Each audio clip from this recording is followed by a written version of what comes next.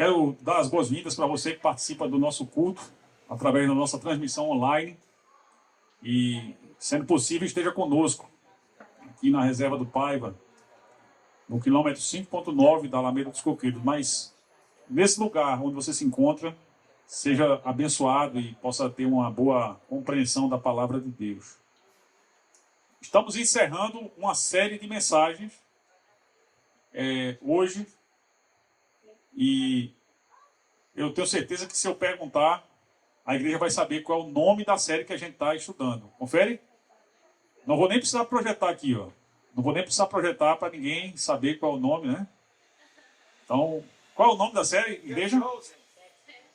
Qual é o nome da igreja? The Chosen. The Chosen, rapaz. Essa não é a pergunta, você errou o gabarito. Qual é o nome da série que a gente está aqui na Igreja da Praia estudando há 8 semanas? Vamos dizer todos juntos? Vamos dizer todos juntos? 7 sinais. Agora, Marcelo, toda vez que eu olhar para você, eu vou te chamar de The Chosen.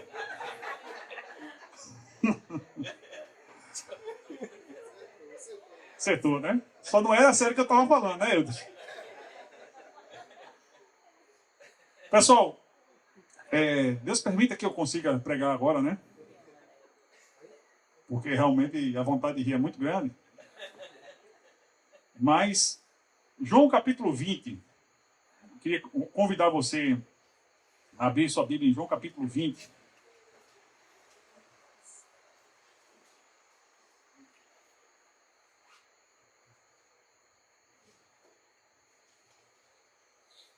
No versículo 30 e 31.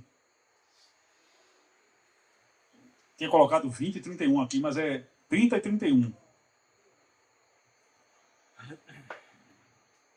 João capítulo 20, do verso 30 ao 31. Assim diz a palavra de Deus. Jesus realizou na presença dos seus discípulos muitos outros sinais milagrosos que não estão escritos neste livro. Estes, porém, foram escritos para que vocês creiam que Jesus é o Cristo, o Filho de Deus, e crendo, tenham vida em seu nome. E crendo, tenham vida em seu nome. A versão Almeida diz assim: na verdade, fez Jesus diante dos discípulos muitos outros sinais que não estão escritos neste livro. Estes, porém, foram registrados para que creiais que Jesus é o Cristo, o Filho de Deus, e para que, crendo, tenhais vida em seu nome. Louvado seja o nosso Deus pela sua palavra. Vamos pedir a Deus a direção, o entendimento. Senhor, usa a minha vida agora, Pai, ao abrir a minha boca, Deus, apenas a tua voz seja ouvida. Nós possamos ouvir, entender, compreender e aplicar corretamente a tua palavra, em nome de Jesus. Amém. Então, nessas últimas 8 semanas, nós estivemos aqui meditando nesta série chamada 7 Sinais. É 7 sinais, Marcelão, viu? Não é The Chosen, não. E por que essa série foi chamada de 7 sinais? Vou parar de brincar com você agora.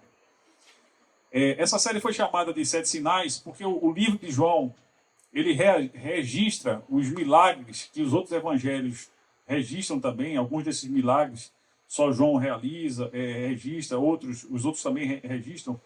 Mas é como se João fizesse um resumo de todos os milagres que Jesus realizou. E ele usou 7 deles para comprovar, testemunhar sobre quem Jesus era. O Filho de Deus, o Cristo. E qual era a finalidade disso? João explica. Para que, crendo, vocês possam ter vida no nome dele. Apenas a título de recapitulação, os milagres chamados sinais por João, que foram registrados, o primeiro deles foi a transformação da água em vinho nas bodas de Caná, conforme João capítulo 2, do 1 ao 11. E ali, Jesus mostra, né, como a presença dele pode trazer abundância na família pode restituir a alegria, pode substituir a desonra por honra, a tristeza por alegria. Depois, ele cura o filho do oficial à distância, demonstrando que quem tem fé nele não necessita que ele esteja presente fisicamente para que o milagre aconteça. A fé, mesmo sem ver Jesus ou sem ele estar presente, também pode fazer o seu efeito. E aquele oficial teve o seu filho curado sem a necessidade de Jesus ir lá. Depois ele cura o paralítico que estava no tanque de Betesda, mostrando que ele, a sua palavra, traz restauração, vida, e até mesmo superando as tradições religiosas que havia, né, que enfocavam tanto, né, a água do tanque, quando na verdade é somente Deus, pela sua palavra, que faz a verdadeira transformação na vida das pessoas. Depois, o quarto sinal foi a multiplicação dos pães e peixes, quando Jesus alimentou uma multidão de 5.000 pessoas, mostrando como Jesus é o pão da vida e que traz satisfação plena e abundante. Depois ele andou sobre as águas, conforme João 6, do 16 ao 21, mostrando que Deus ele tem domínio sobre as forças da natureza. Depois ele cura um cego de nascença, mostrando que Jesus é a luz do mundo e que ele traz ao mundo a luz espiritual que muda a vida das pessoas. E por último, mensagem da última semana, a ressurreição de Lázaro, João 11, do verso 1 ao 44, quando Lázaro foi ressuscitado depois de 4 dias morto, significando que Jesus ele é a ressurreição e a vida. Mas eu queria enfatizar na mensagem de hoje 2 coisas. Primeiramente, o fato de que esses 7 milagres que foram resumidos por João, eles são chamados, ao contrário do que acontece em Mateus, Marcos e Lucas, de sinais. E isso é muito significativo, né? Por quê? Porque o sinal, ele traz por trás um conteúdo, uma mensagem. E a gente olha para o sinal pensando na mensagem. A gente às vezes está dirigindo e vê uma placa de pare. Imediatamente a gente já desacelera e para o veículo. Por quê?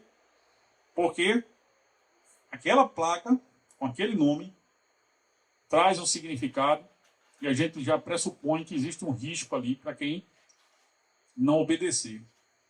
É certo que alguns avançam e muitos têm perdido a vida nessas encruzilhadas da vida justamente por não respeitarem a placa de pare. Mas é pensando no significado desses sinais que a gente olha para esses 7 sinais, destacando, em segundo lugar, que Jesus realizou muitos outros que não foram nem escritos nesse livro. Certamente que nem davam para serem escritos num livro, sem que a leitura ficasse cansativa demais, porque realmente foram abundantes as manifestações da glória de Deus através da vida de Jesus. Mas realmente o que eu queria enfatizar é que a finalidade desses sinais é gerar uma convicção diferente nas pessoas sobre quem é Jesus. E isso ainda é atual, ainda é necessário pregar sobre isso, meditar sobre isso, porque muitas pessoas estão enganadas sobre quem Jesus é. E é a fé em Jesus que vai trazer um tipo de vida superior que Deus quer oferecer para aqueles que creem nele. Aquela vida plena, aquela vida abundante, aquela vida com satisfação, aquela vida com segurança que só Jesus é capaz de oferecer.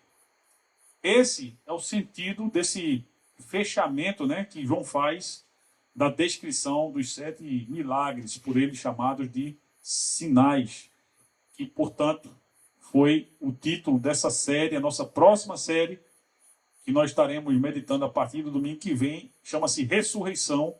Nós estaremos meditando durante todo o mês de abril, para que a gente possa meditar sobre o sentido da Páscoa, tá? Mas, por hora, eu queria voltar aqui ao sentido de crer em Jesus, que é o tema da nossa mensagem de hoje. Qual o sentido de crer? Qual é a diferença que a fé pode fazer na vida de alguém? Ontem à noite eu estava com o Miriam deitado, descansando e assistindo uma série, e havia um jovem que foi deixado pela esposa, e esse jovem estava prestes a se suicidar logo depois de receber os papéis do divórcio para ele assinar. E Miriam ficou reflexiva, né? E perguntou, né, por que é que alguém se suicida? E eu trouxe para ela, com base na minha experiência de vida, que já uma vez tive um desejo como esse, e eu trouxe para ela, resumidamente, que as pessoas que pensam em tirar a própria vida, elas fazem isso ou pensam nisso porque pensam que chegaram ao final da linha. Elas acham que não tem mais nada pela frente. Elas, por alguma razão, perderam a esperança. Por alguma razão, elas perderam o próprio sentido de viver. Às vezes é porque colocaram todo o sentido na vida no amor que dedicavam a alguém. Uma esposa, um filho. Subitamente perdem a esposa, perdem o filho e junto com essa pessoa se vai o próprio sentido da vida. Elas não entendem que o sentido da vida é Deus. Elas ainda não entendem. Algumas são cristãs, ou se confessam cristãs, pastores têm se suicidado. Mas, com certeza, uma dessas coisas não acontecem por uma doença psiquiátrica, como a depressão, que também mata, né? Já tive o desprazer de ir para um funeral de alguém que se suicidou por depressão. A principal causa realmente é a desesperança. E eu falei para vocês que um dia já tive um desejo semelhante, mas é porque eu não conhecia o Senhor e ainda não sabia a diferença que a fé pode fazer na vida de alguém. Graças a Deus, né, que eu tive um encontro com o Senhor que mudou a minha perspectiva. Eu conheci o Senhor na mesma semana, né, que tive um desejo suicida, há muito tempo atrás. E, literalmente, eu posso dizer para vocês que Deus me resgatou da morte para a vida. E eu glorifico a Deus, porque depois que eu tive esse encontro com o Senhor, muita coisa mudou na minha vida. Eu mudei de trabalho, eu era capitão da Polícia Militar, e mudei de emprego, mudei de lugar onde morava, fui morar no estado 2.500 quilômetros de distância de Pernambuco. Fui com uma família destruída e perdi tudo. Só tinha o emprego e a fé.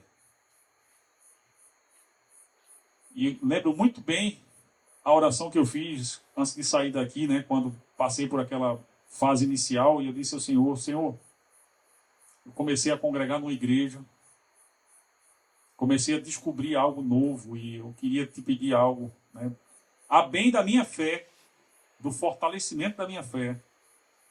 Como eu estou indo para longe, eu não queria jamais ficar sem uma igreja. Queria que o Senhor me levasse para uma igreja onde eu pudesse aprender mais sobre Ti e eu pudesse desenvolver a minha fé. E Deus, Ele fez comigo um sinal maravilhoso, que eu pudesse ter certeza e Ele atende as nossas orações. Ele se faz presente. Cheguei no estado do Amapá, dia 25 de julho de 2007. Às 4 da manhã fui dormir, acordei às 13 horas. Às 13h30 eu estava do lado de fora. Naquela época não tinha celular, smartphone, era um computador, às vezes com conexão de escada, que a gente entrava no MSN na época, né? Então, não sei quem lembra disso. E eu estava ali, tentando me comunicar pelo MSN, quando sentou do meu lado um irmão em Cristo que eu não conhecia. E Marcos é o nome dele, mora no interior de São Paulo. Ele puxou o assunto comigo e ele estava no quarto do lado do meu e a gente saiu do quarto praticamente junto, né? Eu saí, quando eu abri a porta, ele abriu a porta do quarto dele, a gente se encontrou, se cumprimentou, depois sentou junto, começou a conversar e ele me fez um convite para ir para a igreja. E naquela noite, às 6 horas, havia um carro parado na frente do hotel onde eu estava e a irmã Lia estava lá numa Ford Ranger, cabine dupla, preta, com ar-condicionado, com o carro ligado, gelado, pronto para eu entrar no carro e ir para a igreja. Eu disse, Deus mandou me buscar de carruagem. A Lia não me conhecia. Né? A Lia não me conhecia. Marcos não me conhecia. Mas Deus me conhecia e sabia muito bem das minhas necessidades. Naquela igreja, eu congreguei por 3 anos. E naquela mesma noite, eu, que cheguei ali com o coração triste, estava me sentindo meio solitário, né? Eu jantei naquela noite, meus irmãos, com 14 irmãos em Cristo. Lá no Zerão, na linha do Equador. Uma lanchonete, uma hamburgueria que tinha esse nome, Zerão, por conta do Marco Zero, que ficava ali bem perto. E ali, entre hambúrgueres e vatapá, que é uma comida que o nortista aprecia bastante, que é diferente do vatapá baiano nele. Não é igual, não.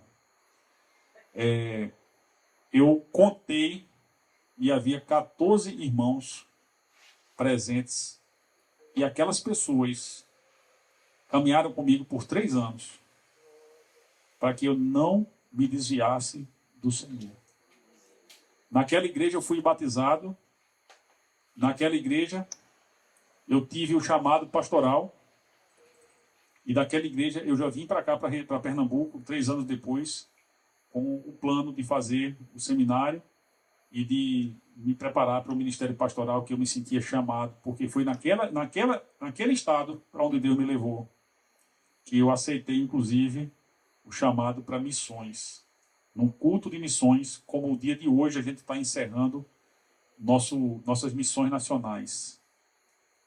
E ali dali nós voltamos, né? Eu já estava casado com Miriam. Vitor e Davi tinham vindo morar com a gente. Manu veio com a gente, né? Que foi um presente de Deus na minha vida, Manu.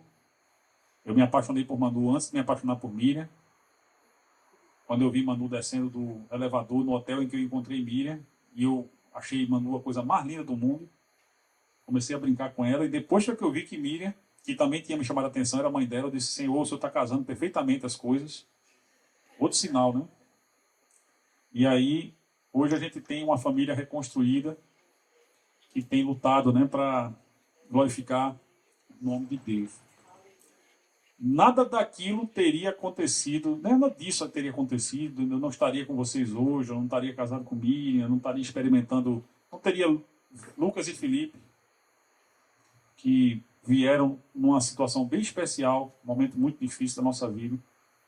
Nada disso eu teria experimentado, né, se eu tivesse sucumbido à desesperança.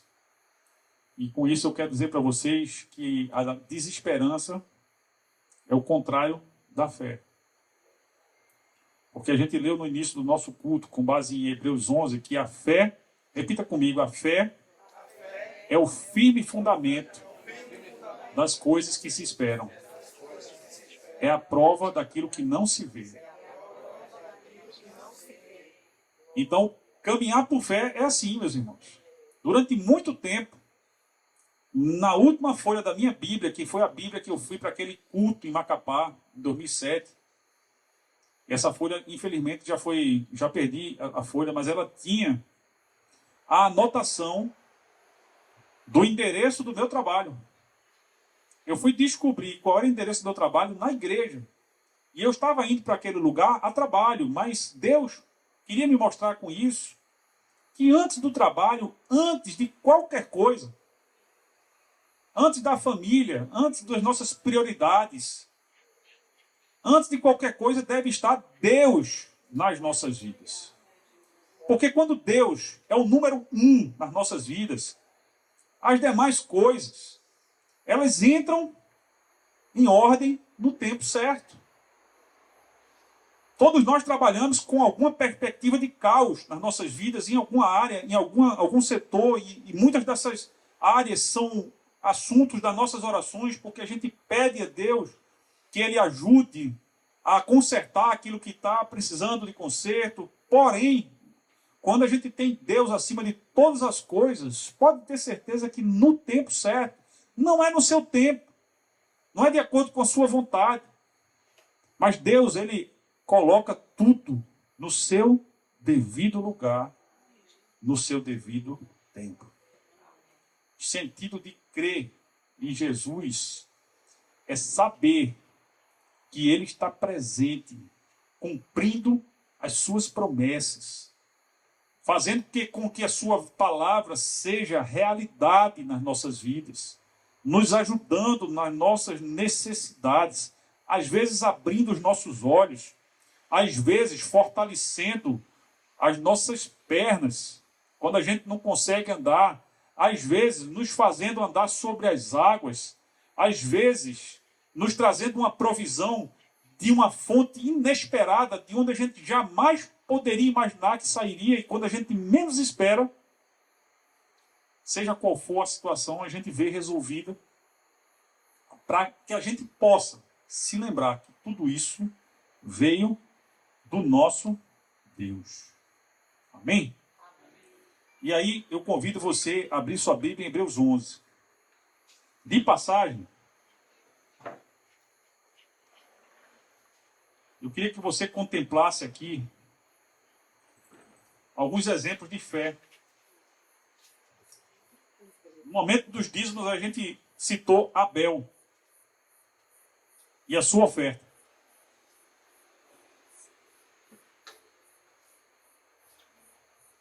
No verso 4 diz: pela fé, Abel ofereceu a Deus um sacrifício superior ao de Caim. Pela fé, ele foi reconhecido como justo quando Deus aprovou as ofertas dele. Embora esteja morto, por meio da fé, ainda fala. O autor de Hebreus esclarece, né, por que Deus atentou para a oferta de Abel. Porque foi uma oferta feita com fé. Foi uma oferta de coração para Deus. Ele não deu qualquer coisa, como Caim fez. E isso fica tão evidente que quando Caim percebe, não fica claro como, que Deus aceitou a oferta do seu irmão e não a sua, ele planejou e executou a morte do seu irmão. Que tipo de fé é essa? A palavra diz que ninguém pode dizer que ama a Deus e odiar o seu irmão. Porque Deus é amor. A oferta de Caim não foi feita com amor. Por isso que Deus aceitou a oferta de Abel. Não temos muitas informações sobre Abel, além do fato de ele ser pastor, de ele ter sido feito uma oferta agradável a Deus e ter sido assassinado pelo seu irmão.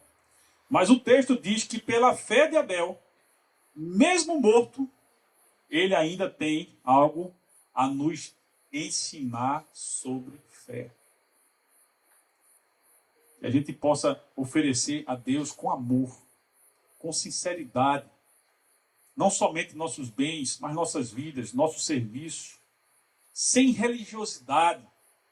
O coração de Caim estava cheio de religiosidade, mas ele não cria verdadeiramente, assim como no tempo de Jesus existiam muitos homens religiosos, como os fariseus, que tramaram contra a vida do seu irmão Jesus e levaram Jesus para a cruz, repetindo o pecado de Caim. Por quê? Porque estavam cheios de religiosidade, mas estavam vazios do verdadeiro amor que nos conecta a Deus. Amém? Ele fala que pela fé Noé foi avisado a respeito, quando avisado a respeito das coisas que não se viam, movido por santo temor, construiu uma arca para salvar sua família. Por meio da fé, ele condenou o mundo e tornou-se herdeiro da justiça, que é segundo a fé. Noé, ele não viu nenhuma nuvem carregada de água. Ele não esperou por isso e por muito tempo ele levou para construir aquela arca. E aí, de repente, veio o dilúvio. Ele entrou, as portas se fecharam e as pessoas que estavam fora pereceram, enquanto ele, que temeu a Deus, pôde ser salvo. Noé ainda nos tem algo a ensinar sobre fé, porque a gente viu no início aqui que a fé é a prova das coisas que não se veem. Nós não precisamos ver sinais para crer, mas aqueles sinais foram necessários porque aquela geração era incrédula. Aquela geração era uma geração de ânimo dobre, que não recebe nada de Deus, a não ser a condenação pelos seus pecados. Porque é uma geração incrédula, é uma geração incapaz de ver as coisas maravilhosas que estavam acontecendo, ao ponto de eles dizerem, blasfemando contra o Espírito Santo, que os milagres que Jesus realizava eram obra de Beelzebul, o príncipe dos demônios, e não do Espírito Santo de Deus. Jesus disse, isso é imperdoável, porque ninguém que realmente tema a Deus pode ver a ação de Deus e atribuir ao demônio aquilo que somente Deus faz. Somente Deus é capaz de curar um cego de nascença, meus irmãos. Somente Deus é capaz de ressuscitar um morto. E tem coisas. Pode ser que seu problema não seja cegueira. Pode ser que seu problema não seja falta de pão nem de peixe. Mas tem coisas na sua vida que somente Deus é capaz de fazer. E você precisa saber disso. E aprender a confiar nele, porque ele fará aquilo que lhe apraz. Não necessariamente aquilo que você deseja, mas ele fará o melhor. Porque a vontade desse Deus é boa, perfeita e agradável. E essa galeria dos heróis da fé, passando por Abraão, que caminhou por uma terra estrangeira sem saber para onde ia, quando chamado por Deus, né? E tantos outros, né? Por Sara, por Raabe, por tantas outras pessoas que aqui foram citadas em Hebreus capítulo 11, né? Nos falam a respeito da certeza daquilo que se espera, da prova daquilo que não se vê. Nos fala a respeito de como vivenciarmos a nossa fé. E quando Jesus realizou aqueles 7 sinais, aqueles 7 sinais não eram necessários para muitas pessoas, como Abel, para Abraão, mas havia outras que precisavam ver aquilo que Deus estava fazendo para temerem a Deus e saberem que Jesus era o cumprimento das promessas que Deus fez ao longo da revelação bíblica, desde Gênesis capítulo 3, verso 15, quando depois do pecado original, o Senhor promete o descendente da mulher que esmagaria a cabeça da serpente. E esse descendente da mulher é Jesus Cristo, nosso Senhor, que quando se entregou para morrer voluntariamente por nós, pelo perdão dos nossos pecados na cruz, ele venceu Satanás e tentou de todas as formas impedir que aquilo acontecesse. Jesus adorou a Deus, se submeteu a Deus e por isso, apesar de crucificado, ele foi ressuscitado. Ele desprezou a ofensa e experimentou a glória que veio de Deus. E esse é o destino de todo aquele que crê. Todo aquele que crê pode ter certeza que Deus tem uma promessa de glória que se cumprirá no porvir. E aqueles que têm fé caminham aguardando a pátria celestial que Jesus preparou para que nela entrássemos. O sentido de crer em Jesus é ter certeza de quem Ele é. É crer no poder dEle. Eu digo para vocês de todo o coração, sem Jesus eu estaria morto hoje. Eu não teria experimentado tantas bênçãos que eu terminei experimentando na minha vida. Quando já conhecia Jesus, chegou um dia que eu pensei que iria morrer. Agora, de embolia pulmonar. E eu lamentei muito. É muito triste. A morte é uma coisa muito triste. E você ouvir dos médicos que você tem um problema tão sério que pode lhe custar a vida, posso dizer para vocês, não é uma coisa fácil. Chamei Miriam, comecei a dizer para ela algumas senhas de banco que talvez ela não tivesse lembrado, explicar para ela uma série de providências, para tentar deixar as coisas mais ou menos organizadas, e me entreguei nas mãos do Senhor. Eu não sabia o que ia acontecer, mas ali era completamente diferente.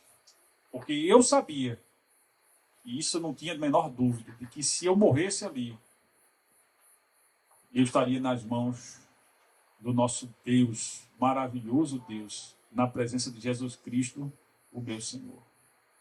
E ali eu pude entender o que Paulo diz, quando ele fala que morrer para ele era lucro. Tenho certeza que Paulo não queria realmente morrer, porque a vida também aqui na Terra é uma coisa, é uma bênção de Deus. Né? Mas assim, crer em Jesus muda tanto o sentido de viver, quanto o sentido de morrer. Crer em Jesus nos dá uma esperança que as outras pessoas não podem experimentar. O desejo de Deus é que todos possam viver com essa esperança. Todo pecador se converta dos seus maus caminhos e chegue ao pleno conhecimento de Deus. Assim como isso aconteceu com a minha vida, esse é o desejo de Deus. E o sentido de crer em Jesus. Ao longo da história, Deus se revelou através de sinais em várias gerações. Se você lembrar, como a gente acabou de ver no Êxodo, da libertação do Egito, aconteceu por meio de 10 sinais que foram pragas que Deus enviou como sinais do seu poder. E através daquelas pragas, não somente Faraó temesse, não somente Israel temesse, mas as demais nações também aprendessem a temer. Aquelas pragas eram um sinal do poder de Deus, do fato de que Ele é o único e verdadeiro Deus. O Egito precisava saber disso, Israel precisava saber disso, as nações precisavam saber disso e nós também precisávamos saber disso. Os sinais que Deus trouxe é para despertar no ser humano o temor a Ele. É para chamar o ser humano, é como aquele freio de arrumação que deve chamar o ser humano à reflexão sobre o modo como tem vivido, sobre o modo como tem exercido a sua fé, sobre o modo como tem caminhado nesse mundo tão trevoso em que nós caminhamos, onde nós vemos tantas coisas ruins acontecerem, porque, infelizmente, temos a multiplicidade de descendentes espirituais de Caim, não descendentes físicos, porque a geração de Caim foi exterminada, mas de descendentes espirituais de Caim que vivem fazendo mal nesse mundo porque não temem a Deus, não escutam a palavra de Deus. E Deus, ele manda os seus sinais para que haja um despertar. Esse despertamento, esse avivamento, é a obra que o Espírito Santo quer fazer nesse mundo por meio da sua palavra, através do corpo de Cristo, que é a igreja. Meus irmãos, Deus está fazendo uma obra. E o tempo está se consumando. Jesus, em Mateus 24, falou de sinais assombrosos que se veria nos céus, na terra, nos mares. Nós estamos contemplando a realidade desses sinais e ele dizendo quando essas coisas acontecerem, quando vocês ouvirem de guerras, de rumores de guerras, e a gente volta a ouvir a respeito de guerras, depois do final da Segunda Guerra Mundial, depois das convenções de Genebra, da guerra através das Nações Unidas ter sido colocada na ilegalidade, ser um crime. A gente escuta falar de guerras até entre as nações mais importantes que se uniram lá em 45 para celebrar a paz. E a gente imaginava, né, que a guerra nunca mais ia acontecer. E aquelas mesmas entidades e nações que promoveram a paz hoje estão realizando a guerra por meio de interesses egoístas, estão ceifando vidas. Tudo isso é consequência do pecado. E Jesus disse, essas coisas são sinais de que eu estarei voltando. Quando o Senhor voltar, vai ser diferente da primeira vez que ele veio. O Senhor veio numa manjedoura, ele nasceu. Ele veio humildemente falar de arrependimento, falar do perdão que Deus oferece aos pecadores, falar que é chegado o reino de Deus. E quando ele voltar, ele vai voltar em majestade e glória para julgar, para fazer separação entre os bodes e as ovelhas, para fazer separação entre o joio e o trigo, entre aqueles que creem e aqueles que não creem. Já se perguntou sobre o que vai ser determinante para a conclusão sobre quem tem fé e quem não tem fé? Jesus nos deu alguma dica lá em Mateus 7, quando do verso 22 em diante. Ele disse que nesse dia muitos dirão, Senhor, Senhor, em seu nome nós fizemos curas, milagres, expulsamos demônios, realizamos grandes prodígios. E Jesus dirá, em verdade vos digo, aparta-te de mim. Nunca vos conheci, aparta-te de mim, vós que praticais a iniquidade. Em outras palavras, Jesus disse que o modo como as pessoas vivem testemunha a fé que elas realmente têm. Pensa sobre isso. Porque João disse que esses sinais foram realizados para que as pessoas creiam que Jesus é o Filho de Deus e, crendo, tenham vida em seu nome. Será que você tem tido isso? Vida no nome de Cristo? Os sinais de Deus, desde sempre, foram para que, ao final, as pessoas se convertessem a Cristo, o Filho dele, o descendente prometido que esmagaria a cabeça da serpente. Aquele que nos daria vitória sobre a morte. Aquele que ofereceria uma nova vida para aqueles que vivem. Como ele falou para Nicodemos em João capítulo 3, ele disse, meio que interrompendo a prosa, indo direto ao assunto, Nicodemos, se você não nascer de novo, você não entrará no reino de Deus. De todas as afirmações que Jesus fez, parece que essa foi uma das mais claras. que ainda hoje muitas pessoas não entendem. É preciso nascer de novo para poder ter vida no nome de Cristo. E isso só acontece quando a gente deposita a fé nele, quando a gente desce do trono da majestade das nossas vidas. E no nosso trono a gente coloca Jesus, e a gente tira a coroa da nossa cabeça e coloca na cabeça dele, entroniza ele e diz a ele: reina, Senhor, sobre a minha vida. Certa vez, Jesus, censurando a hipocrisia de homens religiosos que chamavam ele de Senhor, ele disse: vocês me chamam de Senhor e têm razão nisso, mas se eu sou o Senhor, por que vocês não fazem aquilo que eu mando? O modo como a gente vive testemunha a nossa fé. Fé e obediência andam juntos. É preciso conhecer a vontade de Deus. É preciso conhecer a palavra de Deus que nos revela a vontade de Deus. E é preciso coragem para vencer as nossas crises de fé, para deixar de lado a nossa mediocridade de pensamentos,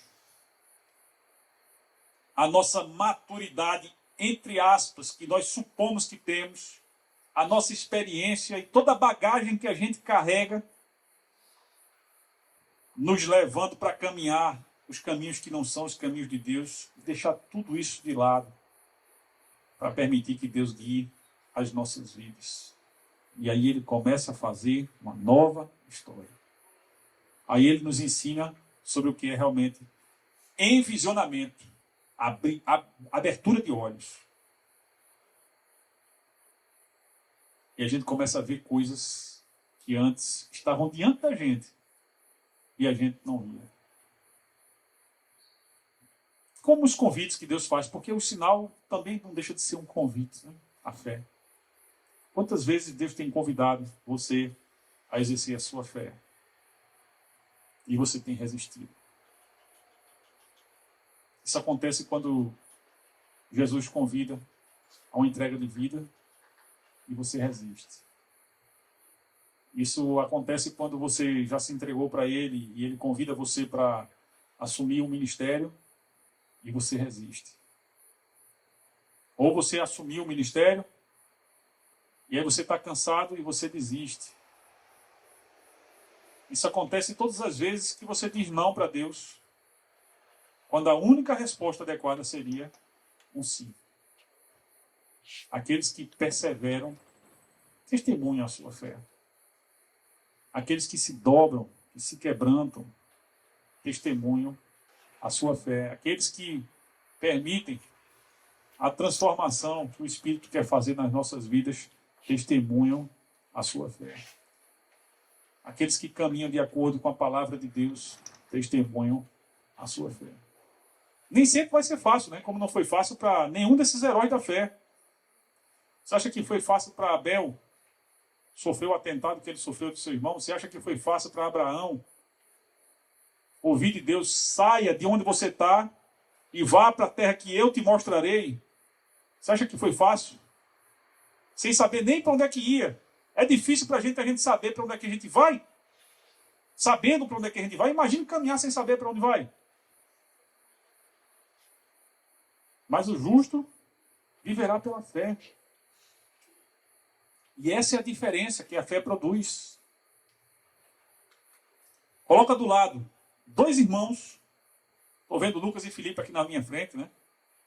E penso assim, dois irmãos gêmeos da Bíblia. Vamos lá, escola bíblica agora. Quem foram os irmãos gêmeos da Bíblia? Esaú e Jacó. Quem lembra de outros irmãos gêmeos? Vamos ficar com Esaú e Jacó por enquanto, né, Marcelo? Só faltando chegar esse episódio, né? Do The Chosen. Brincadeira, Marcelo. Esaú e Jacó. Perdão, meu irmão. Não vou picar mais não. Esaú e Jacó. Jacó e Esaú nasceram juntos. São irmãos. A palavra no original é adelphos. Significa aqueles que são do mesmo ventre, mesma origem, tudo em comum, mesmo sangue. Mas um pensava de uma forma completamente diferente da do outro. O mais velho desprezou as coisas mais sagradas, como a primogenitura, trocando algo que era sagrado pela saciedade do estômago. E quantas pessoas têm feito isso até hoje? Negociando o que é sagrado, desprezando aquilo que é uma bênção de Deus, porque precisam matar a fome. Jesus passou 40 dias em jejum. Ele também teve fome. Mas quando chegou a hora que o tentador disse, transforma essas pedras em pães, ele, lembrando da palavra, ele disse, nem só de pão viverá o homem, mas de toda palavra que procede da boca de Deus. A diferença de alguém que vivia a fé que proclamava. Jesus orava, Jesus jejuava, Jesus meditava na palavra. E ele trouxe um grupo de pessoas para ensinar a viver pela fé. Em João 17, ele chama essas pessoas e ora por elas e diz assim, do mesmo modo como eu fui enviado, eu as envio. O chamado é o mesmo, o envio é o mesmo, o poder é o mesmo. E é por isso que ele mesmo disse que aqueles que ele estava enviando, alguns sinais confirmariam isso. Eles realizariam curas, expulsariam demônios, pegariam em serpentes, seriam feridos e não morreriam, como aconteceu com Paulo, naquele naufrágio que ele foi parar na ilha de Malta. Para que isso?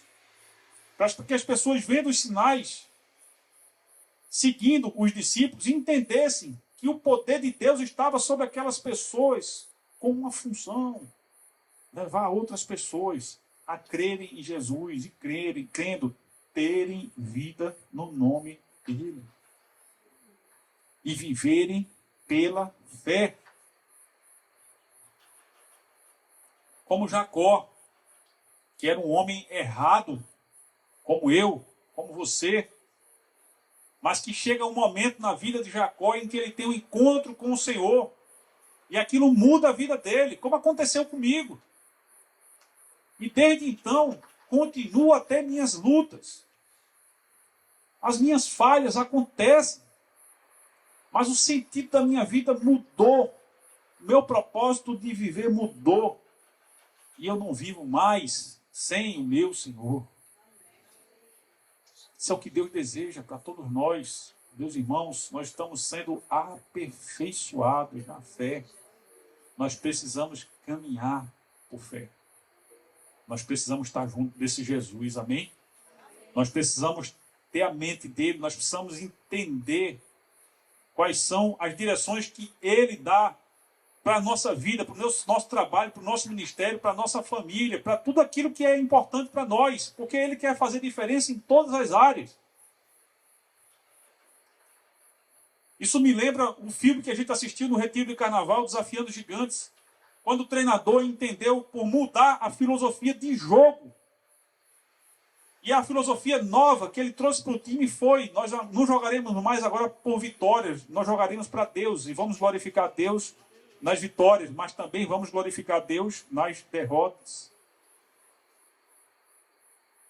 E as pessoas, o capitão do time pergunta para ele, treinador, o senhor acha que Deus se importa com futebol?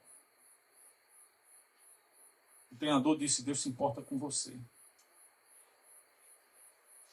Eu quero dizer para vocês hoje que Deus se importa com você. E tudo aquilo que é importante para você é importante para Deus.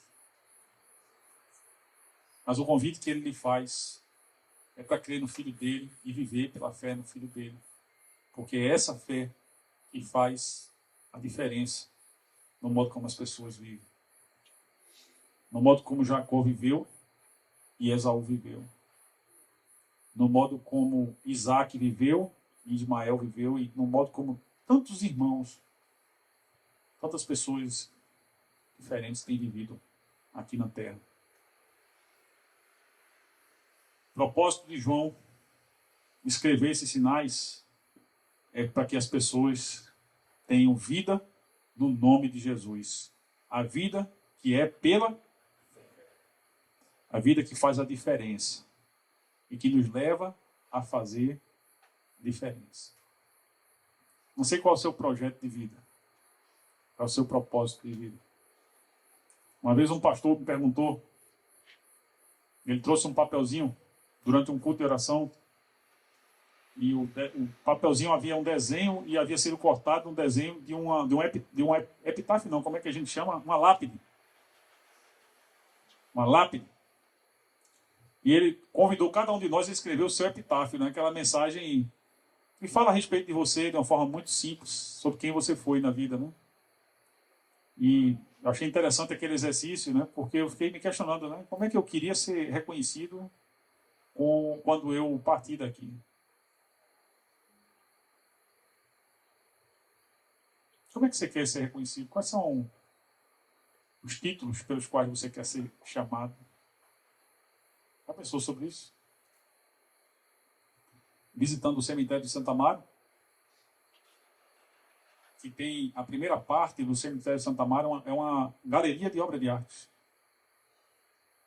Porque são os túmulos mais antigos das famílias mais ricas do Recife e que tem mausoléus lindos e extraordinários.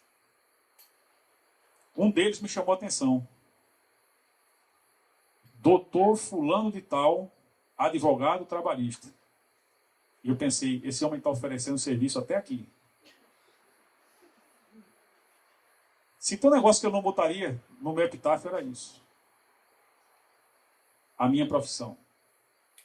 O meu título. Tem um bocado de título por aí, mas não vem ao caso. Eu gostaria que fosse escrito na minha lápide. Um homem de Deus. Um homem que cria em Jesus Cristo como Senhor das suas vidas. Se você tem isso, você tem tudo. Se você tem isso, ainda que você morra, você tem vitória sobre a morte assegurada. Não foi isso que a gente aprendeu no domingo passado? Quando Jesus fala para Maria, seu irmão vai ressuscitar. Você crê nisso? Ah, Senhor, eu creio. Que ele vai ressuscitar no último dia. Jesus disse, eu sou a ressurreição e a vida. Quem crê em mim, ainda que morra, viverá. E aquele que crê em mim, não morrerá para sempre. Pensou sobre isso?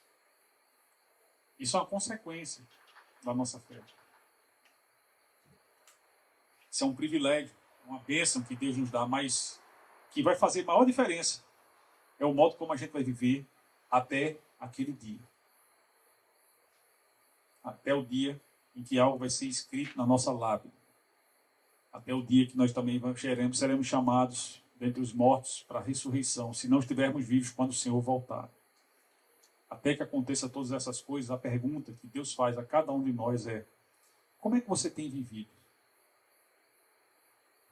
Será que você tem vivido crendo que Jesus é quem Ele é? Será que você já entendeu que o meu desejo é que Jesus seja o Senhor da sua vida? Será que você já entendeu? Diz o Senhor que eu compreendo que a sua soberania não tem valor, mas que você precisa se submeter à minha soberania e entender os meus decretos, os meus juízos, a minha palavra. Será que você já entendeu que a sua religiosidade não é capaz de lhe trazer nem salvação, nem vida no Espírito, nem a renovação que eu ofereci para cada um de vocês, entregando meu filho para ensinar para vocês como viver. Será que você já entendeu o que é viver pela fé? Aquele cego deve ter entendido. O apóstolo Paulo entendeu. Mudou radicalmente a atitude dele. E fé produz mudança de atitude. De perseguidor de cristãos, ele disse, agora eu quero ser um deles. E no início ele não era aceito nem no meio da igreja, porque as pessoas morriam de medo dele. E como Paulo sofreu pela fé que ele professava. Mas ele entendeu que viver para ele era Cristo e que morrer era lucro. Paulo não era um suicida, não. Ele apenas entendeu o que é que realmente faz diferença na vida. A fé em Cristo Jesus. Só assim o ser humano é reconciliado com Deus. Só assim o ser humano é capaz de viver a vida que Deus tem proposto para ele. Queria convidar vocês a lermos alguns textos que eu trouxe para a finalização dessa mensagem de hoje, começando por Abacuque, capítulo 2, verso 4. Vamos ler juntos? Veja, o ímpio está envaidecido e os seus desejos não são bons, mas o justo viverá por sua fé.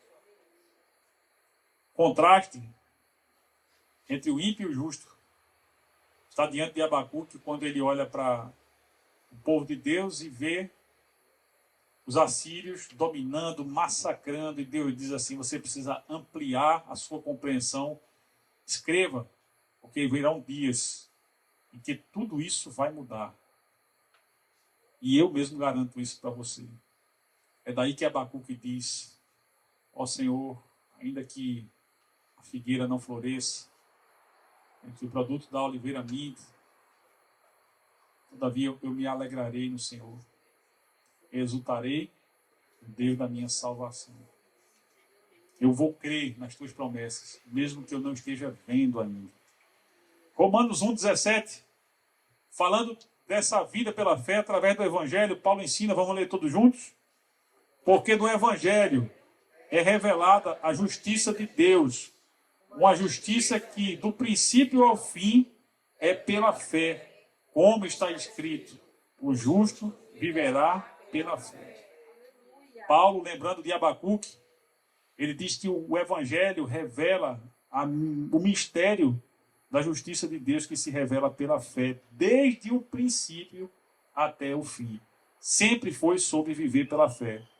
E para finalizar, Hebreus 10, 37 e 38. Vamos ler todos juntos? Pois em breve, muito em breve, aquele que vem virá e não demorará, mas o meu justo viverá pela fé. Contudo, se retroceder, não me agradarei dele. Isso aqui é uma advertência de que os tempos estão se abreviando. E nós precisamos considerar seriamente como temos vivido. Quem já declarou a fé em Jesus não pode retroceder. Quem não declarou ainda, precisa declarar enquanto é tempo.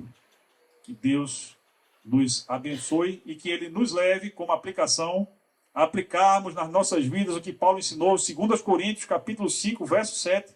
Vamos ler mais uma vez juntos? Pois vivemos... Opa! Agora. Pois vivemos por fé, não pelo que vemos. Sinais estimulavam o sentido visual. As pessoas viam e elas criam. Tomé se guiava por essa lógica. Ele quis tocar nas feridas de Jesus para crer. Jesus disse, ainda bem que você creu. Mais felizes serão aqueles que crerão sem terem visto. Esse é o nosso caso. Hoje nós não podemos tocar nas feridas de Jesus. Mas a gente olha para a palavra e a gente crê que tudo aquilo ali é verdade. E que aquilo ali tem um sentido que se aplica na minha vida. E você possa colocar em prática esse princípio. E eu quero, nesse momento, abençoando vocês, pedir que fechem seus olhos e que nós possamos orar ao nosso Deus nesse instante, para a finalização dessa reflexão bíblica. Enquanto vocês estão de olhos fechados, como é de costume, eu quero trazer uma oportunidade de mudança de vida para aqueles que querem declarar a fé em Jesus Cristo. Durante a ministração da música, eu gostaria que, enquanto todos estiverem sentados, aquele que ainda não declarou a fé em Jesus, possa só ele ficar de pé e dizer: Senhor, muda a minha vida, eu quero caminhar contigo até a consumação, até o final da minha vida. Se você ainda não declarou a fé em Jesus, você tem a oportunidade de fazer isso quando a gente estiver aqui ministrando. Você pode se levantar e dar a sua resposta. Não é para mim, nem é para a igreja. É primeiramente para o Senhor. Somente depois é para nós. Quero também oferecer a oportunidade daqueles que estão enfraquecidos à nossa fé e desejam ser fortalecidos hoje, de dando a mesma resposta a Deus, ficando em pé durante a ministração, pedirem ao Senhor: Senhor, fortalece a minha fé, para que eu possa viver de uma forma diferente. Que Deus abençoe a igreja do Senhor. Vamos orar.